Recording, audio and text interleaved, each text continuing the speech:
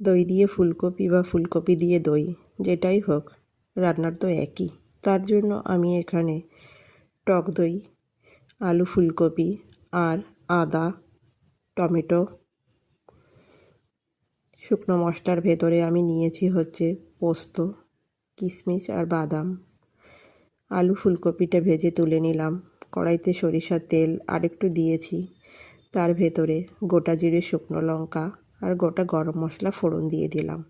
এবার মিক্সচারে করেছিলাম হচ্ছে আদা, টমেটো, লঙ্কা, পোস্ত, বাদাম, কিশমিশ আর সঙ্গে টক দই দিয়ে সেটার পেস্টটা দিয়ে ভালো করে কষিয়ে নেওয়ার পর উপর থেকে তেল ছেড়ে দিলে এবার হলুদ, লবণ আর কাশ্মীরি লঙ্কার গুঁড়ি দিয়ে দিলাম পরিমাণ মতো। এটা দিয়ে ভালো করে কষিয়ে নেওয়ার পর আমি আলু আর ফুলকপিটা যেটা ভেজে রেখেছিলাম সেটা উপর থেকে দিয়ে দিলাম।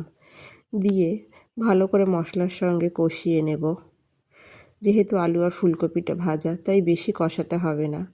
কষিয়ে নেওয়ার পর আমি পরিমাণ মতো জল দিয়ে দেব। অন্য একটি পাত্রে গরম জল বসিয়েছিলাম, সেখান থেকে পরিমাণ মতো জল দিয়ে দিলাম।